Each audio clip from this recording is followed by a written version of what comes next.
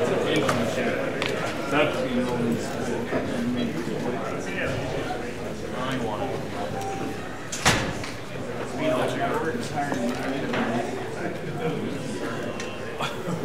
guys, just a quick announcement. 4:30 today, there's a pizza and props event. It's going to be a panel of 4 professors, Kobus, Vandermeer, Mary Hall, Joe Zachary, and another professor that's really important. So, it'll be 4:30, there's going to be lots of pizza. 12:30, it's up there, so hope you all make it. Thank you. Okay, thank you.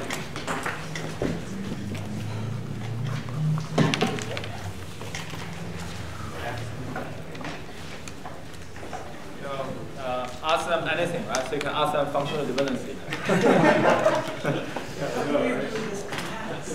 Huh? How do you do this class? Yeah. Okay. All right. So let's continue the discussion on functional dependencies. So as you know, I extended homework 3 as we discussed on Monday. So you have until Monday 11:30 a.m. to complete your homework 3. If you have any questions on homework 3 problems, you can either come to my office hour or TA's office hours, or just post a question on the Canvas discussion thread. That means that we're going to continue the discussion on functional dependency. So this is an example where we went over towards the end of last lecture. Basically, the ER diagram on top basically says that every employee can choose whatever lot he or she want to use for parking purposes. Henceforth, you associate the attribute lot with the employee entity set. However, if they're the company who asked you to design this database and come back and tells you that, oh, in my organization, all employees who work for the same department must be parking at the same parking lot, which translates to functional dependency is captured by D determines L, meaning that if department ID values are the same for any 2 records, then the lot value must be the same. What if 2 employees from 2 different departments? Well, then this constraint says nothing about that. Those 2 employees from 2 different departments may choose to park in the same lot, may choose to park in different lots. D determining says nothing about that. Okay, so that's just a quick summary of what we said. So if you use the decomposition example we went over on Monday, which is what we did for addressing the challenge associated with rating determines wage per hour, naturally you come up with a solution that is to decompose the table into 2 separate tables, where you have a table dedicated to capture this constraint D determining L. But if you take a closer look at your design, a better design is actually simply to move the attribute lot that's currently associated with the employee entity set, and you move that over to the department entity set. Okay, so that's what we said last time. Really, well, from this example, I think it illustrates a couple of things. One is functional dependency is really a useful construction to capture constraints of business rules expressed in your user specification. That's obviously number 1, observation number 1. Observation number 2, decomposition, you need to do that carefully, right? Decomposition is not necessarily the best solution to refine your schema. We've got to a set of defined functional dependencies. Okay, so those are the 2 takeaway messages from this very simple example.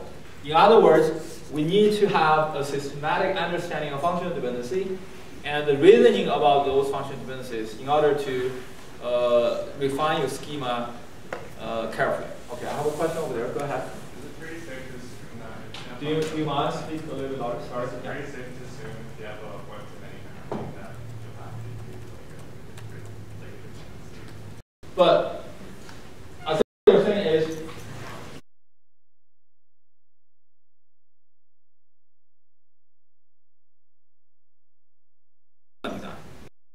you know, a lot of factors going on, and you need to carefully look at all these design constraints in order to come up with a way to refine your scheme. That's kind of the takeaway message from his question. That being said, let's move on. So next, I'm going to introduce something called reasoning about the function dependencies. So we need to discuss this topic because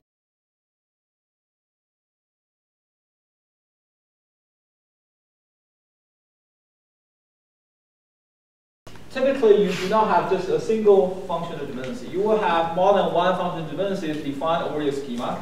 And when that happens, this set of functional dependencies, two things may happen. One is this set of functional dependencies may infer new functional dependencies that was not explicitly defined at the beginning. And if you don't do such reasoning, then you may overlook those potential functions by the set of functional dependencies you started with. Okay, that's number one. Number two, it can go the other way, which means that you start with a set of functional dependencies. However, you may actually simplify the set of functional dependencies you work with. In other words, some of the functional dependencies are unnecessary, redundant. Title, studio, and star. So let's say that's a film schema,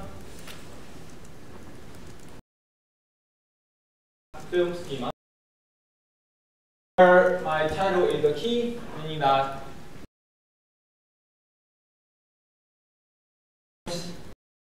all films must have distinct titles. And studio tells you, you can think about this as a studio ID, which studio produces film. That's Fox, 20th Century, or any studio you can think of, right? That's a studio ID. Star, let's say that's a star ID, like which person or actor or actress stars in that film. That's like a really simple schema you can think of. Okay? Given that title is the key, obviously you're gonna have a functional dependency. The trivial functional dependency, which is the key functional dependency, says this determines studio and star. Right? But let's assume that, let's start with this. We talked about this before. When you say a key determines other attributes, it's equivalent to say that key attribute determines every other attribute by itself. Meaning that when I say title determines studio and star, it automatically implies title determines studio and title determines star. We actually went over this example, right? Back then, from last lecture, we kind of hand-waving a little bit. We said, intuitively, this must be the case. If I have a key to open two rooms, obviously that implies I can use the same key to open each room independently. Right? So intuitively, that should be the case. But we need to provide some sort of formal argument to show that, which we will do today. Okay. And it goes, you can go this way, you can go the other way, right? Meaning that if you have title determines studio and title determines star, that means title determines both of them. In other words, give you an analogy of this, which basically says, if I have a key to open this lecture hall, and the same key can open another lecture hall, that basically means using the same key, I can open both lecture halls. So it goes both ways, right, in some sense, intuitively. But we need to provide a formal argument instead of just giving a hand-waving argument like what we're doing right now. Okay? Now let's make the case even more interesting. Let's assume that, okay, we know title determines studio because title is the key, so title determines studio. Let's also assume we have studio determines star. Can someone tell me what that means? When I say studio determines star, what does it mean?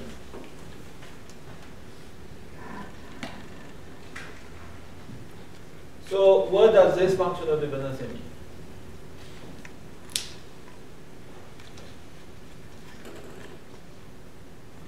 Studio determines star. studios have exactly 1 star? All studios have exactly 1 star. Close. They may have no star at all, right? All studios have at most 1 star, not exactly 1 star. And the rest of you follow why that's the case? Can someone explain to me why that's the case? Why, when I read like this, studio determine star, that translates back to something like all studios have at most 1 star. What happens if a studio have 2 stars? So the studio determines the value of the star, so you can have multiple values of stars in the same studio. Yes, excellent. What this means is that for the same studio ID, you cannot possibly have more than 1 star value. In other words, you cannot have multiple star values associated with the same studio ID. Isn't that the same saying? Each studio has at most 1 star.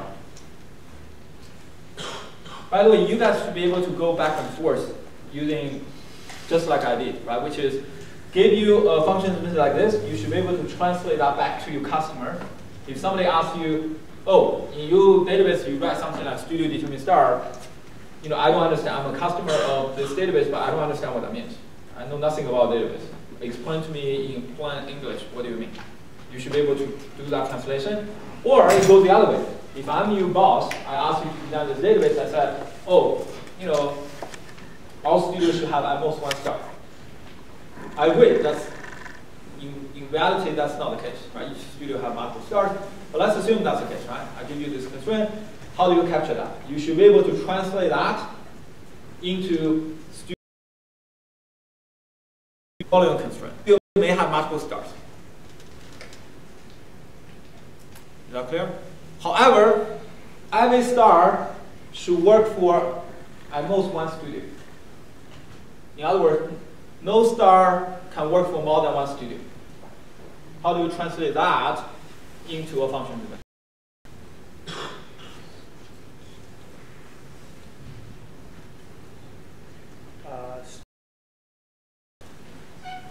So you would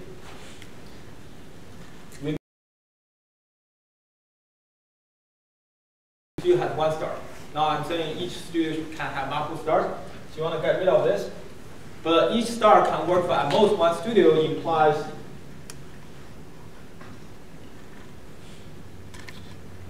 this. Right? Because meaning that if you have the same star value, what? Studio ID value must be the same. Implies that you cannot work for more than 1 studio. Do you follow the topic? Now if I combine the two, what does that mean? If I have both, studio can have the most 1 star. Star could be yeah. in 1 studio. Excellent. Okay. That's like imply a 1-to-1 of the two. What if I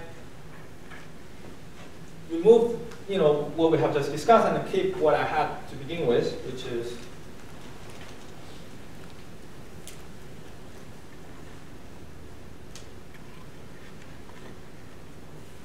in this case, each studio has at most 1 star, but it says nothing about whether a star can work for multiple studios. In fact, if that's what you have, a star may actually work for multiple studios. Because all you said is, if the studio values are the same, then star values are the same. It says nothing about if studio values are different, what happened to the star value.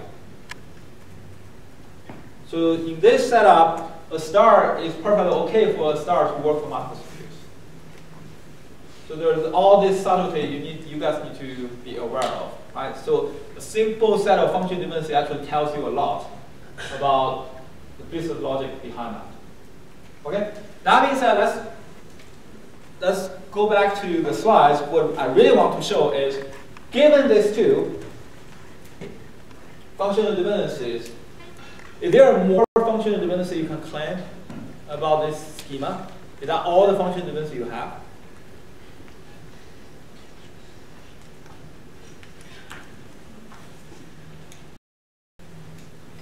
say the title determines just? Yes.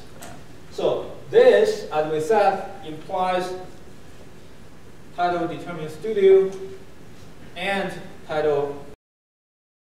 Combining this, sorry, right? This is what we said, and now combining this and this, you can actually infer that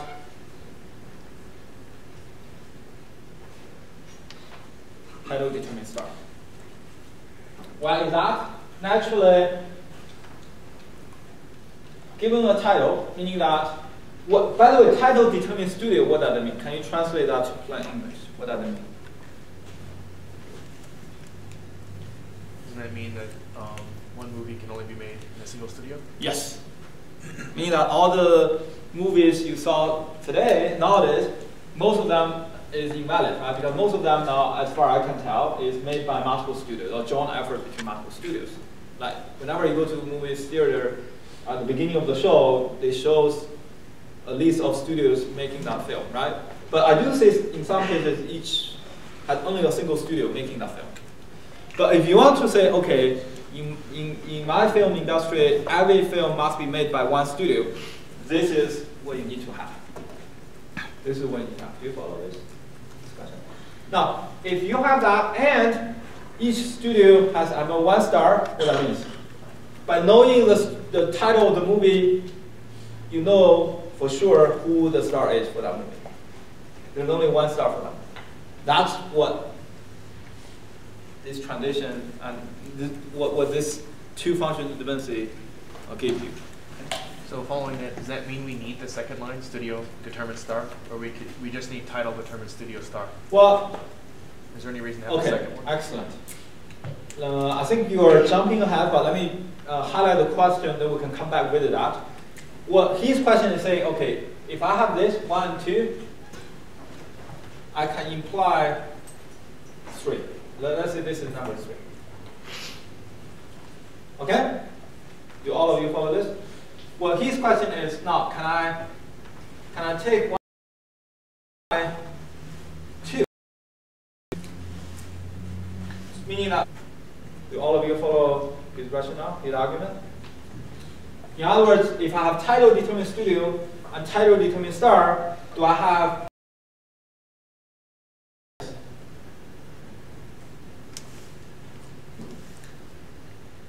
meaning that I get rid of this, and I only have, but I supply you with this.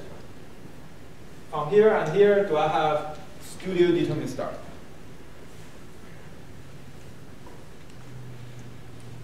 Huh? How many? You said no. Can you explain why?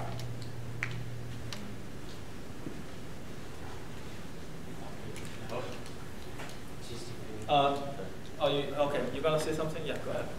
Are you gonna say something? Or okay, sure. Go ahead. The studio can have maybe multiple stars.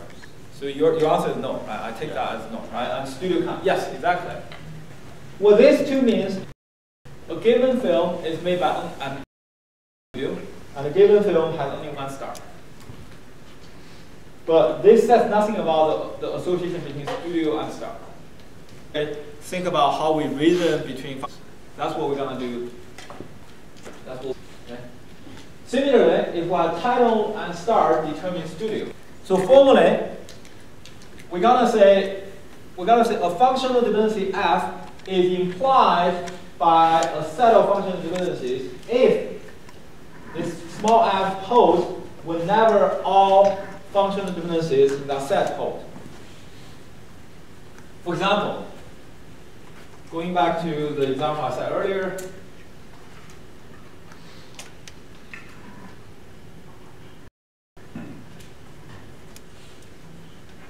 and suppose this is my set of functional dependencies, capital F. Whenever these two hold, this small f always holds.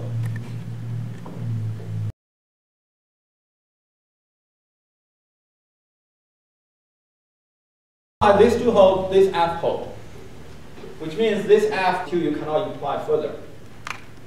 Example, in this case, you start with this, capital F, you imply this, which means from here you get these 3 functional dependencies.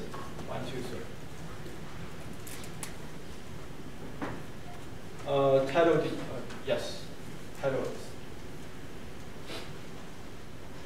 What I got? Studio, let me make sure I'm following the example I have. Studio, yeah. So this basically is the closure of the app, right? This basically is all the function dependency you can imply. So really there are two questions we want to ask. One is, how do we find an implied function dependency from function dependency? That's question number one. Question number two, how do we do that efficiently? And actually, this is pretty straightforward. All you need to remember is three rules, three basic rules. One is called reflexivity, the other is called.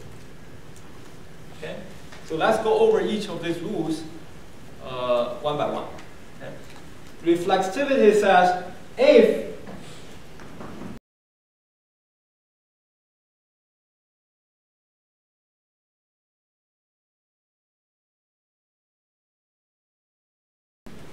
X is a superset of Y. Remember, here in this discussion, X, Y, and Z refer to a set of attributes from the same schema R,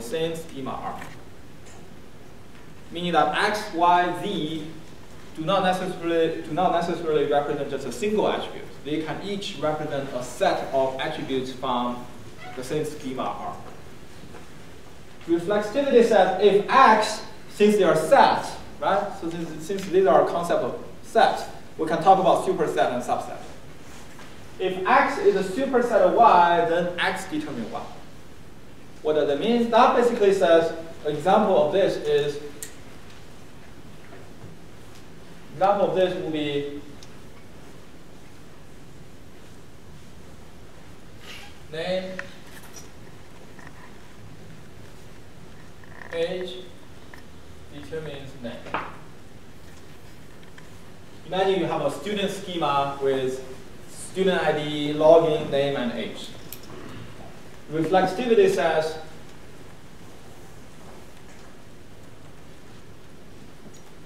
this, name and age determine name, meaning that X is a superset of Y. This actually is trivial, right, if you think about it, right? Because what you're saying is using the definition of function dependency, for any instance of students and for any two records from that instance, meaning any two student records from any student instance, if the projection of name and age value are the same for those two records, then the projection name value must be the same. That's like always hold. Right? That's always hold. Not obviously going to hold. If they have the same name and age, then they have the same name, obviously. And in fact, you can also claim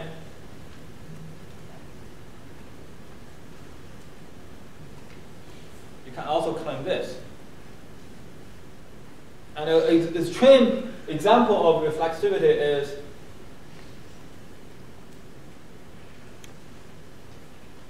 the trivial function dependency, meaning that any X determines X. Because note that the notation is X is a superset. By the way, when I write like this,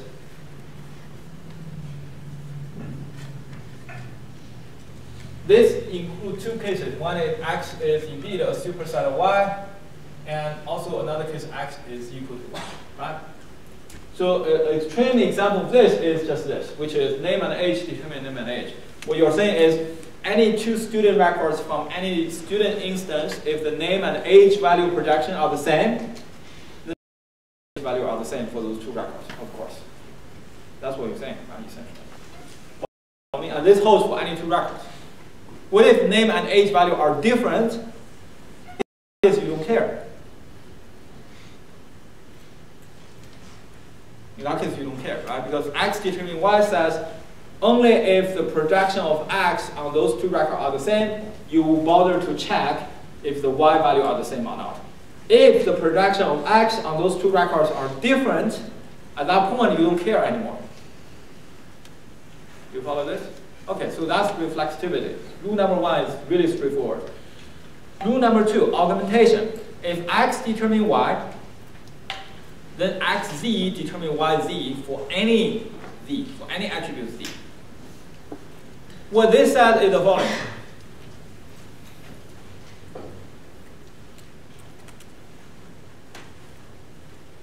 Suppose I have, again, using the student example, right? Now suppose I have the following constraint. What I'm going to tell you, I mean, this is a really bizarre example, but let's say for argument's sake, let's go with that. Which I'm going to claim the following. In my university, I'm going to determine the GPA of the student based on the age of the student. Meaning all students who are at the same age must have the same GPA. Do you see my argument? Okay, I mean, I know it's a make-up example, but let's assume you have such a university, which is the same to claim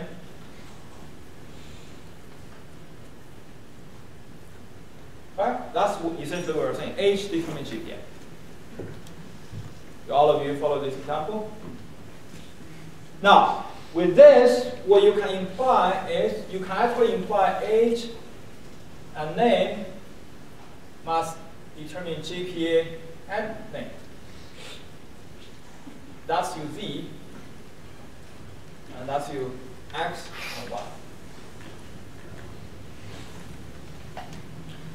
And this clearly holds all the time, right? Because what you're telling me is, given any instance of students and any two student record, if their age value are the same, then GPA value are the same. That's what you tell me.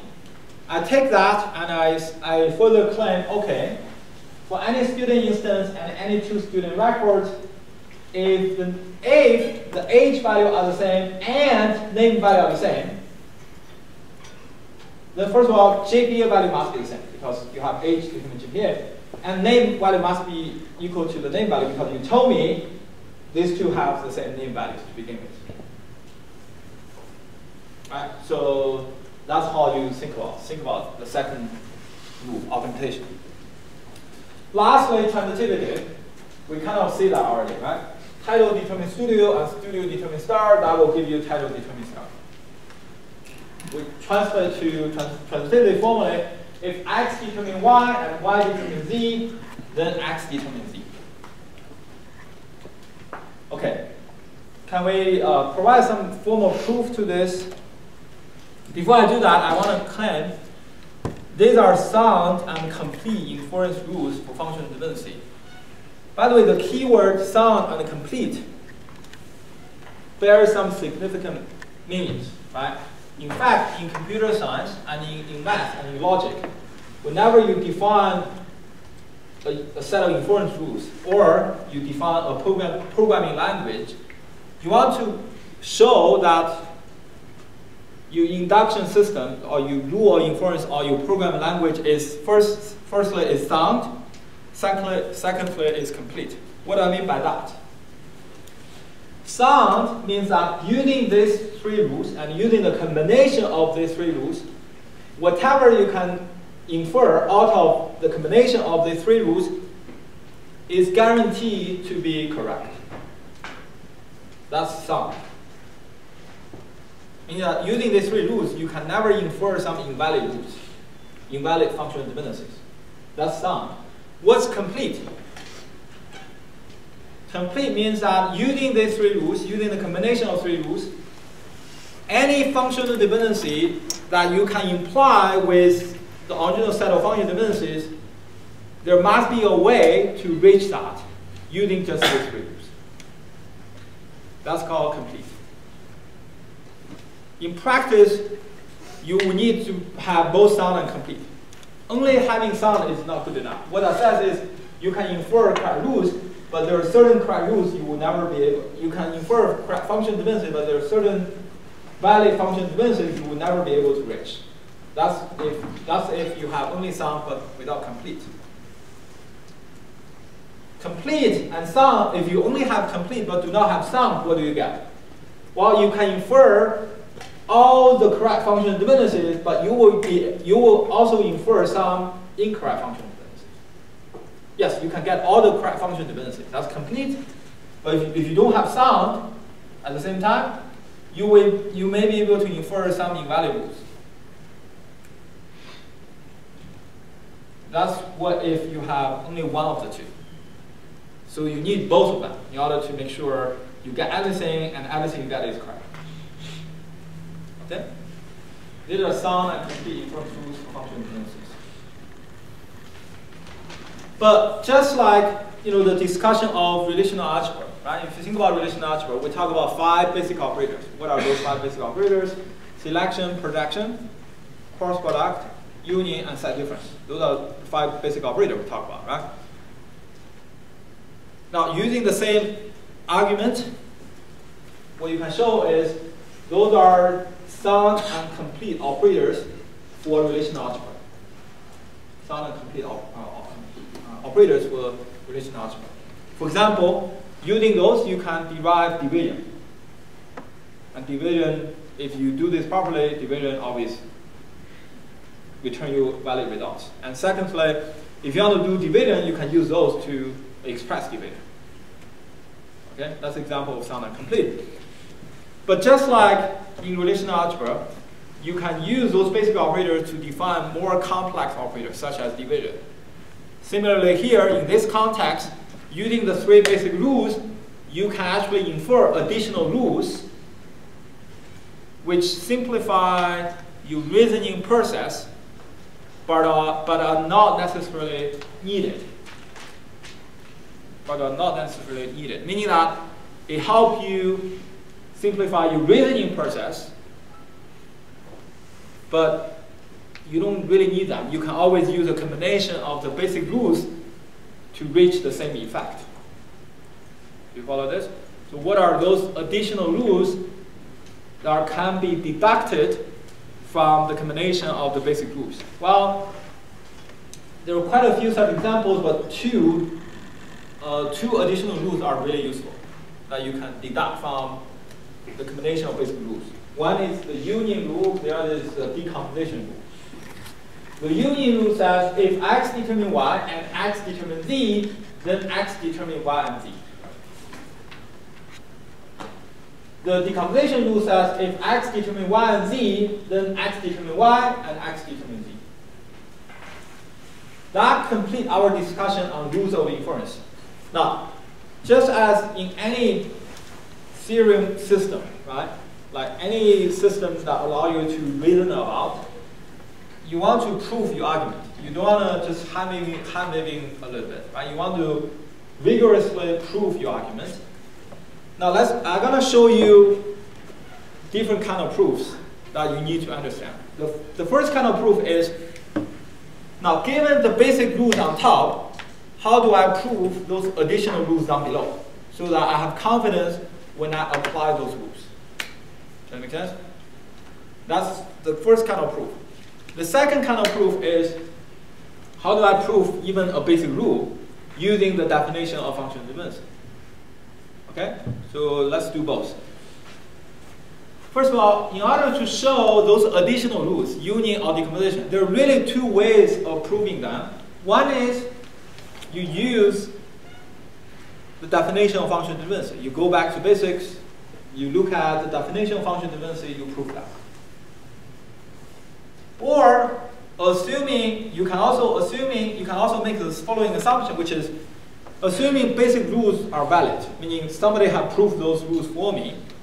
Now take those as my input, given facts. How do I use those to prove my additional rules?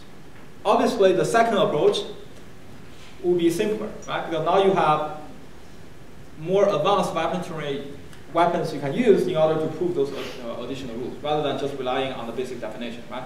So let's do that. Let me try to prove the 2 additional rules. Okay. So what's given? The given is if x determines y, and x determine v, then x determine yv. Implicit facts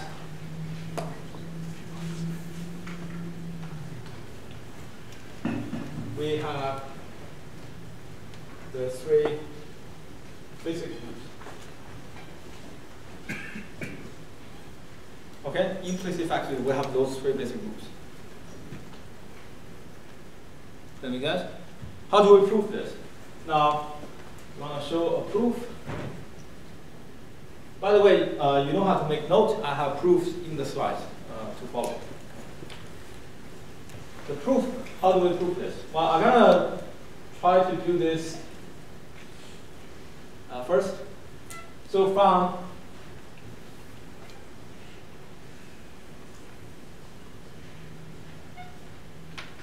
x determine y, and using the rule of augmentation,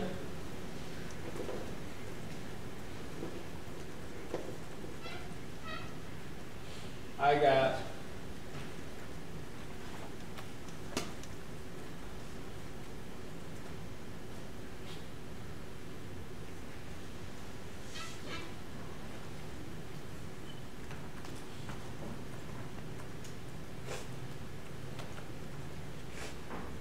let me think about x. X determine y means I can do x determine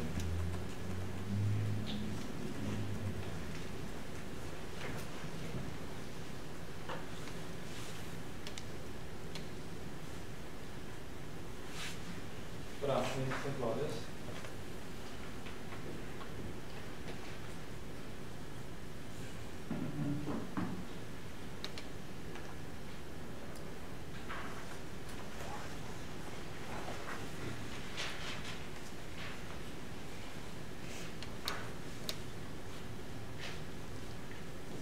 Okay, so what I'm going to do is I'm going to use the rule of augmentation and add x to both ends.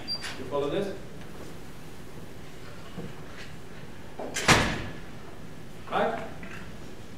I'm simply adding x to both ends using the rule of augmentation. From x determine y, I can claim x determine xy. I'm adding x to both ends. You follow this? Similarly, from x determine v, I can have what? I got xy determine yz. Right? I'm adding y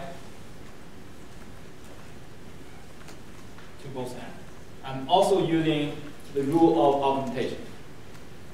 I'm using the rule of augmentation again. You follow this? All of you? Now, denote this as fact number 1. Okay? And denote this as fact number 2. Now, what can you claim? From facts 1 and 2, and also the rule of transitivity,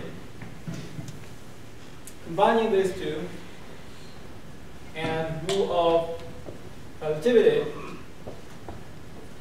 what do I get? What do I get? X determines y, z. Excellent. X determine y, z. So far so good? Yes? Now from this, I can claim my final result. This is the same to say x determine y, z. Final proof. Why? X and x is the same as just x.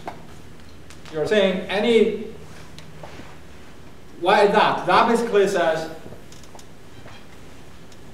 in fact, this deduction requires another fact, which is x always determine x. So combining transitivity again, you get this result. But this is a trivial function dependency, right?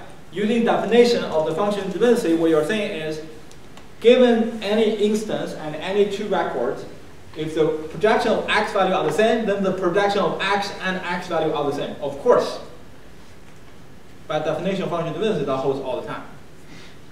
If name are the same for two records, then name and name are the same for the two records. Isn't that trivial? That's trivial by the definition of function dependency. You follow that? So that completes the proof of rule number 1, the union rule. You follow this, all of you? Okay, now let's look at how do we prove the decomposition rules. I'm going to erase this. Is that okay? Right. Let's look at how do we prove the decomposition rules.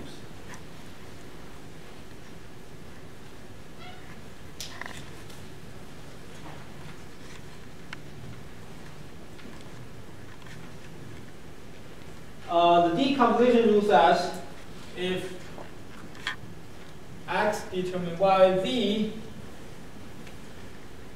then x determine y, x determine v. Of course, implicitly you also have the 3 basic rules for you to use. How do you prove this?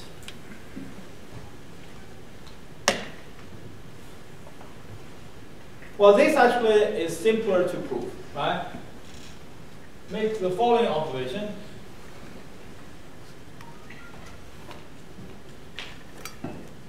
That yv automatically determine y and yv determine v. Why in this? This is simply the rule of reflexivity. Yz is a superset of y, yz is also a superset of z. So this is nothing but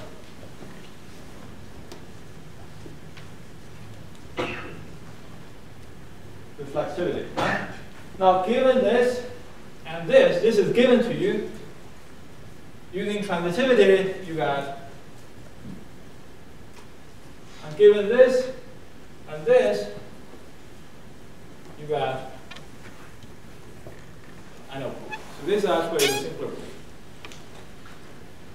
Using transitivity. Do you follow this proof? So this is actually the simpler proof to show. Okay, now we have proven these 2 advanced rules. Let's look at how do we prove one of the basic rules. Okay? Is that okay? I'm going to prove the basic rules using definition, right?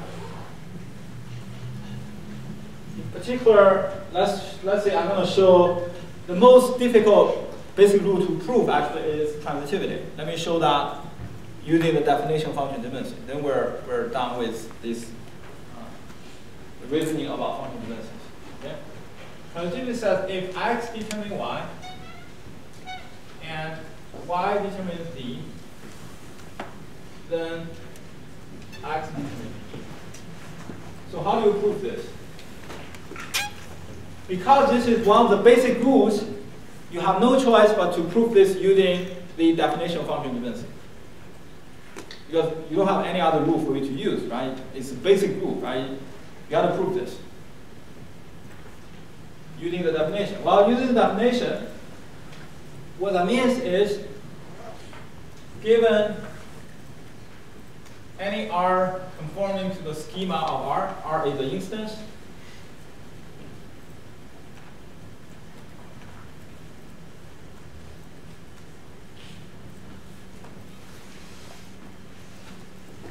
x determine y implies that any 2 records T1, T2 from R,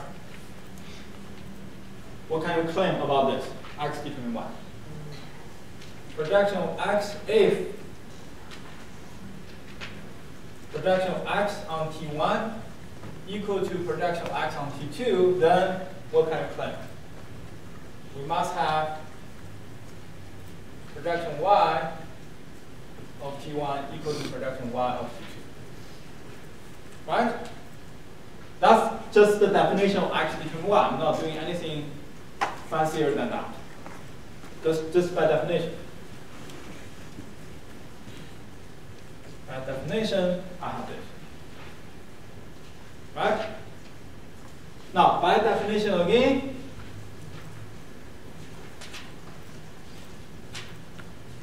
y determine z means that for the same T1 and T2, x determines z for any two records this holds. So of course, for the chosen two records, this must still hold. So I make random choice of T1, T2 when I say x determines y. Now I just apply y determines z over those two randomly chosen records. So for the same two records, if projection y equal to T1, projection y of T1 equal to projection y of T2, we must have what? Projection of z of T1 equal to projection z of T2. That's, again, just by definition. Now, combining these two, what do you get? Combining these two, you get this argument, which is for any R, any instant from this schema, and any two records from R, if projection of x of T1 equal to projection of x of T2, then I must have y value are the same, but when y value is the same, z value are the same. So this implies that we must have projection of z of T1 equal to projection z of T2. But this is just equivalent to say x determine y, x determine z by definition. And so we put down x determine z. Okay? So that's kind of the proof using definition. Okay? The trick really in this proof is that you make two random choices to begin with, but then you stick with those two random choices you have made and apply y determine z over those two randomly chosen records to show that if x value are the same, then z value of those two must be the same, which translates back to x determine z. Okay, so that's kind of similarly you can apply a similar proof to show augmentation and reflectivity. I have the detailed proofs here, which I'm going to skip. Now let's look at some concrete examples. Enough proof. Let's look at some concrete examples how we may apply the things we said. And you may wonder, okay, this proof sounds interesting but looks complicated. Why I need to worry about that in practice? I mean, what's the usefulness of that? Oh, they're really useful actually. Let me show you some motivating examples. Suppose I have this table called contracts. I have contract ID, I have SID, JID, BID, PID, quantity and value. What does it mean? That means I have a contract ID, then I have a supplier ID. SID stands for supplier. So imagine there's a supplier table, so I have a supplier ID. I have a JID that shows product ID. So imagine I have another product table. I have a department ID. I have a part ID. What that means is under this contract, this department, this particular department, will order this particular part from this particular supplier for this particular product. So it's a four-way relationship set connecting departments, projects, supplier, and parts. You follow what's going on here? And of course, in addition to those keys, I have quantity and value, meaning that for this product, this department is going to order this part from this supplier with this much quantity for that part for this much value. That's essentially the basic element of this contract. Okay? You follow what's going on here? Yes? What's JID again? Project ID. Project.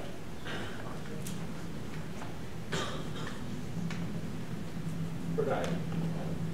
Okay? No, JID. JID. Yeah, that's what I meant. Yeah, project. So it's PID. Well, P is part ID, so I want to distinguish part ID and part ID. Okay? You follow this schema? Now, obviously, I have a trivial function dependency, which is the contract ID determining everything else, because contract ID is a key. We argued this many times. Once you are a key, you determine all the attributes in that key. So trivially, you have that. Now, let's make this a little bit more interesting. Let's claim, okay, for this organization, each product purchases each part using a single contract. What does that mean? That means, suppose this product needs this part. Suppose my product needs iPhone, and I need 10 iPhones to do my product. What this constraint says, yes, you can do 10 iPhones or you can do 20 iPhones, but once you make up your mind, you have to purchase those 10 or 20 iPhones under a single contract. You cannot purchase 5 iPhones first, then purchase another 5 iPhones under another contract. In other words, I want to get the wholesale benefit of ordering in bulk. Makes sense, right? If I were you, I would do that. Does it make sense? I hope this makes sense. Functional dependency looks like really abstract concept, but actually it's not. It translates to really intuitive constraints that business want to impose all the time. You want to have more bargaining power, right? Okay, then order your iPhone under the same contract. Don't split into, for example, you want to order 100 iPhones. Don't split into 100 different contracts. Each contract buy just one iPhone. When you buy 100 iPhones in one contract, you probably get much better discount price. Is that clear? So you are the owner of the business. You say, for my sales team, I want to make sure they follow this constraint. How do I make sure that? Well, if you don't follow this, I reject you to insert a contract into my database. Salesperson can make whatever decision they make on field, but once they come back to office, they try to insert a new contract to the database, my database will reject that. Do you guys follow this argument? So it's important, right? How do you translate this to functional dependency? I think I showed you the answer, right? How do you translate this to functional dependency? It's not that trivial, actually. It's JP determines C. Can someone explain to me why? Why JP determines C tells you this? Product purchase each part using a single contract. JP determines C. Why? Why these two are equivalent? Think about this, you are learning a new language, like you are learning Spanish, or Chinese, or Portuguese. It really is that, right? So functional dependency is a language. You guys are expert in English, I hope. Right? You grew up in this country, I hope you are expert in this language. So I ask you to translate this to Spanish. That's essentially what I'm asking you to do. And now you translate this to Spanish, which is JP determines C. I ask you to explain why you translate this way. Okay, you have your hands up. Go ahead. So the reason this works is because... So sorry, I have to ask you to speak louder so the rest of us can hear you. So the reason this works is because you have your project ID and your product ID linked to a contract. There's no instantiation of that. So no matter how many of that product you buy, it's always going to link to that one contract. Yes. But as long as it's within the same product. Okay, fantastic. What he's saying is, by the combination of product ID and part ID, as soon as you have the same values on those two attributes, what does it tell you? That tells you you're talking about the same product and same part. Let me repeat. When I have same values on product ID and part ID, what does it mean? That means you are talking about the same product and same part. When JP equal to JP, given two records. And JP determines C simply says, if that's the case, if product ID and part ID are the same, in other words, you are talking about the same part from the same product, there's only one contract ID value. You cannot have more than two contract ID values. That's what it means. That's exactly what we want. Follow that? Follow this. Okay, let me give a specific example and take the question, okay? Let's say I have this contract table, and I'm gonna have a bunch of attributes, which is C, S, J, D, P, Q, V. Now, I'm gonna have my record somewhere. And And now, suppose I have product 1, part A. And suppose the contract ID value for that is contract C1. Okay? Now, somewhere down below, I found another record that has product 1 and part A. What can you claim about this value here? If I have this. You find two records, T1 and T2, whose projection of product and J equal to each other.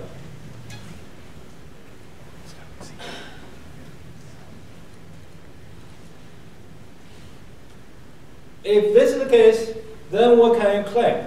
By definition of this, what can you claim? The contract is the same. Yes.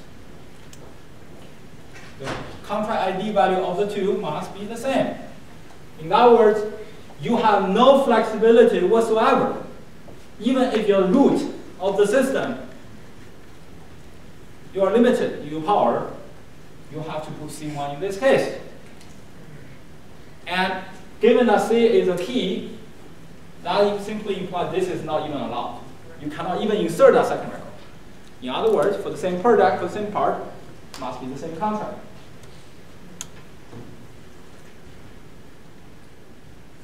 I hope this example helps you understand the importance of functional dependency and the subtlety of it. Two questions. You go first. So would that make like the combination PJ, like that they become candidate keys because they determine the key? Is that excellent? You are jumping ahead. I will defer that to some later discussion. Okay? So I will come back to that question. Yes, I'm sorry. Are we trying to prove that JP implies C, or no? I'm not. This is not a proof. this is given? This is given. Yes. Basically, what we are trying to do is the following, which is if you whoever asks you to conduct this database give you this constraint, meaning, oh, in my organization, project purchase the same part under one contract. Salesperson do not have any flexibility to break this into multiple contracts. Then you need to come up with JP dependency. And go the other way. If the first boss tells you that, and he or she left the organization, and you, quote unquote, lazy, you didn't want to document the specification, you only write down JP dependency. Then you throw away that complex English statement. Your second boss comes to the job, look at this, what does it mean, JP dependency? You need to translate back in English to him or her what you mean. That's what we're doing. We're not proving it. So with that constraint, then you couldn't have get a project and part from two different suppliers, right? Okay, now you're saying something different. Now you're saying, is this imply that, does this imply for the same project and same part, you cannot go with different supplier? Is that what you're saying? In translate to functional dependency, you are asking, does this imply this?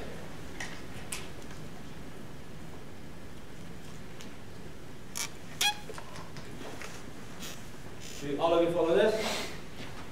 This actually is in relationship to his comment earlier. But first of all, okay, let me do a poll. How many believe that's the case?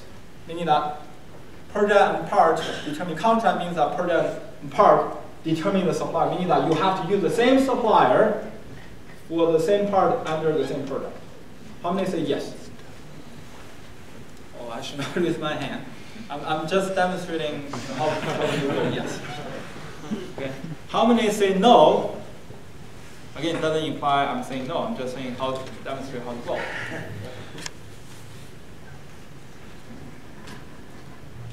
Interesting, right? Interesting discussion, right? What happens? Now, let's bring him back to the picture. I dismissed his question earlier. I said I'm going to come back to that later on. Now is a good time to bring that back on the table. Let's bring him back to the table.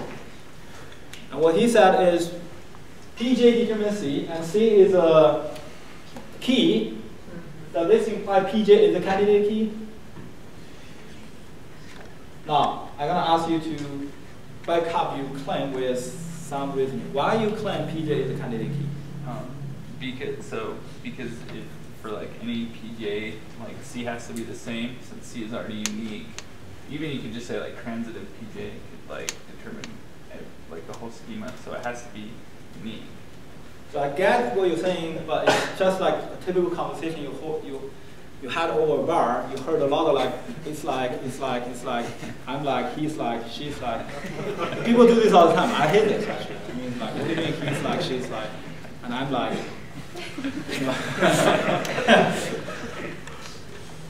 To translate what you're saying, get rid of all this like. What you're saying is, okay, I have this. I also have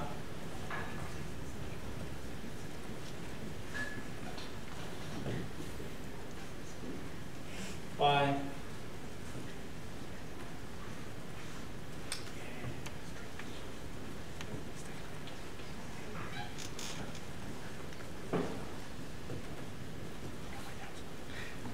no like. Rigorous. Be rigorous.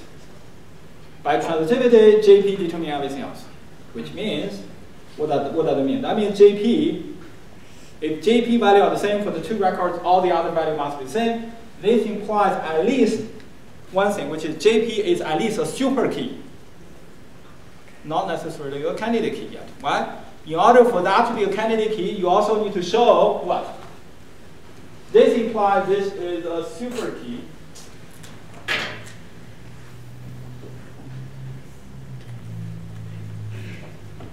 To show that this is a candidate key, you also need to show that J doesn't determine everything, and P doesn't determine everything, meaning that the subset of PJ is not a super key.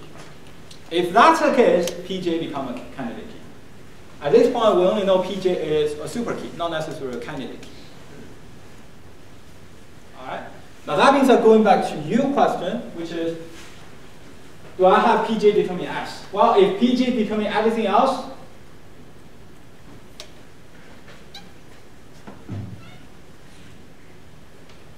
by decomposition rule, if X determine YZ, then X determine Y, X determine Z. By decomposition rule, if I have this, I clearly have this, PJ determine X. By decomposition. Henceforth, what that tells you is, if under the same product and same part, I don't guarantee to have the same supply.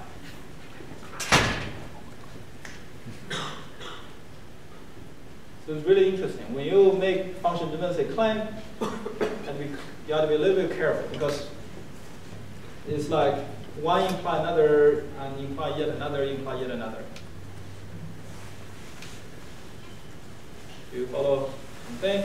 Now, since we're here, let me go further. Right? Let me go further this discussion. What I'm going to claim now is go back to his question. Now, let's say I do not have this. Rather, I give you this.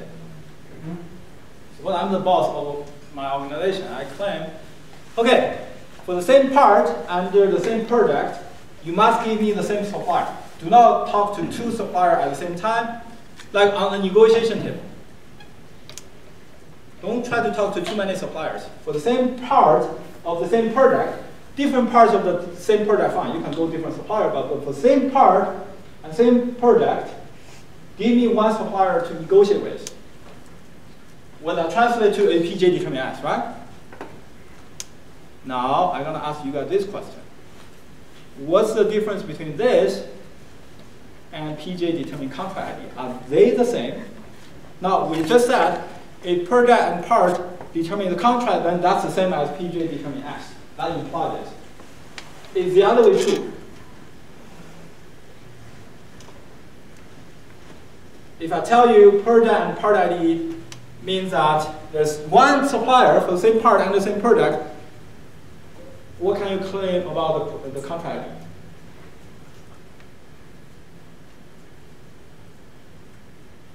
How many say you can have different contracts? Or how many of you say you have different contracts? Okay. How many of you say you can only have one contract in that case? Okay, can you explain to me why? PJ determines S doesn't say anything about C, so there can be multiple C's. Multiple C's. Yes. For it. I'm using the same supplier for the same part and the same product, but I can sign multiple contracts with the same supplier. First, I order 10 iPhones, then I order another 20 iPhones from the same supplier for the same product under different contracts, right? The iPhone price of last year is different from iPhone price of this year. If I'm buying iPhone 7 last year, I paid $900. If I buy iPhone 7 this year, I'm not going to pay $900 for that. You'll tell me if you're willing to pay $900 for iPhone 7 all this time. Same supplier. Let's say you go Fashion Place, Apple Store. That's your supplier. You don't go to City Creek, Apple Store. You understand what I'm saying? Yeah? Transfer to this. I can find Fashion Place. If these two are the same, then this must be Fashion Place. You cannot supply City Creek here because same product, same part. However, I can have another contract if that's the case. All right. I hope you guys follow this and see the importance of functional dependency. Okay. I mean, you guys do this in your life all the time, right? Like, I think your brain apply functional dependency that govern your behavior all the time.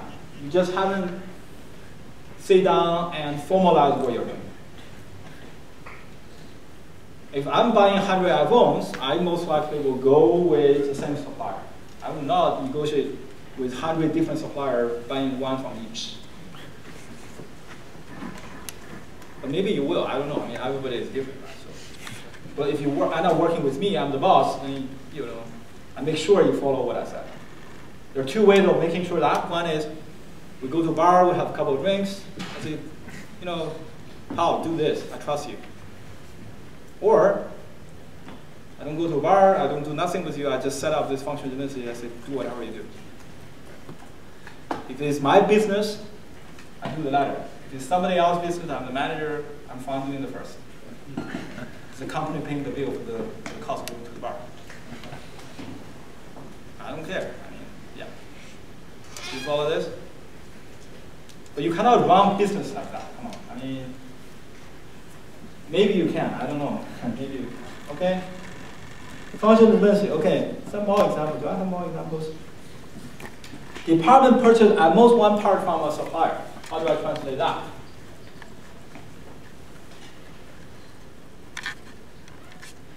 Meaning that, okay, you can deal with multiple suppliers. Okay, you can deal with multiple suppliers at the department, but make sure you get only one part from one supplier. In other words, I force you to talk to different suppliers for different parts. Why I want to do that? I want to, for example, prevent nepotism. You always get the part, different part from the same supplier. If you always do that, that's fishy, right? That's fishy. Maybe that's your cousin's company. You always get different parts from the same supplier. That's fishy. Do you agree? So how do I translate that to functional dependency? SD determine P. I will leave you to kind of reason about that. Now, some more interesting argument or results we can claim. Prove that SDJ is a key for contracts if I have those two functional dependencies on top. Prove that SDJ is a key for contracts. So instead of letting you answer it, I will show this because I'm a little bit tight in time. So what you do is you have JP determine C, C determine everything else, means that JP determine everything else. This, of course, I said, to be precise, I'm kind of hard-living a little bit. This only shows that JP is a super key. But obviously, we do not have anything to show J determine everything else, nor P determine everything else. So combining with that observation, we know JP is a key. So it's a super key, and not only subset is a super key. So JP must be a key, right? JP is a key. With JP is a key, SD determine P means that SDJ determine JP by augmentation. which means SDJ determines everything else. By this point, you know SDJ is what? Is a super key. In order to show SDJ is a key, you further need to show that none of the subset is a key, which you can do in this case. Henceforth, SDJ is a key. Now, can you infer, given this, can you infer SD determines this? Meaning I drop the attribute J from both ends. You cannot. Many of you made this mistake, but it's really important to know that you cannot do this. It's not a arithmetic formula where you say A times B equal to B times C means that A equal to C. No, it's not an arithmetic formula. You cannot drop attributes from both ends. You can add attributes, the same attribute to both ends. That's the augmentation rule. But you cannot drop the same attribute from both ends. For example, we'll give you a special example. If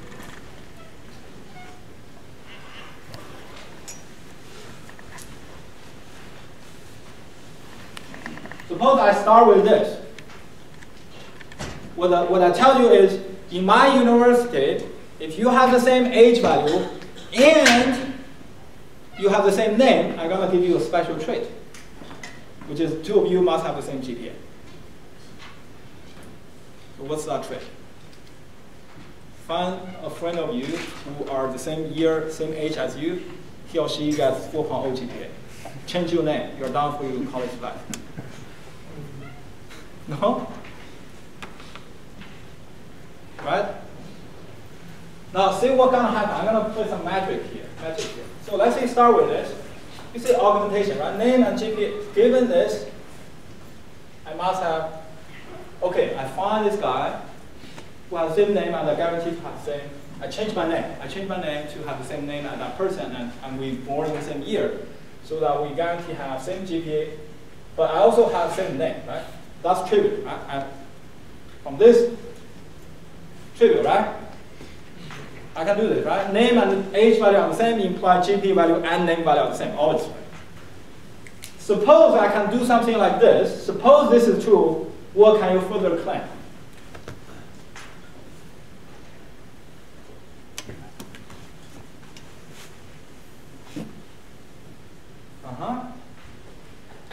It's magic, right? You started with the constraint that you have to have the same name and same age value in order to have the same GPA. And that is not so easy to find, honestly. Same name means same first name, last name, and middle name, okay? All right, that's take you some effort to do. But if you allow me to drop attribute from both ends, I go from here and I end up here. I can go back to the university administration, challenge them, oh, that's the same as I just find somebody who have the same age, and I will get the same GPA. That's much easier to do. And now this example shows you cannot do this. It's okay to add attribute to both ends, but you cannot drop the same attribute from both ends. Do all of you follow this like magic? Obviously no, you cannot do that. It's not a arithmetic operation, okay? Yeah. Do you follow this, or you have concerns on this? Good.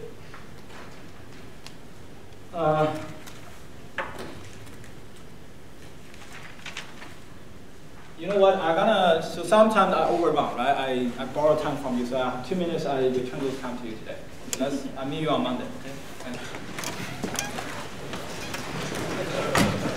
you.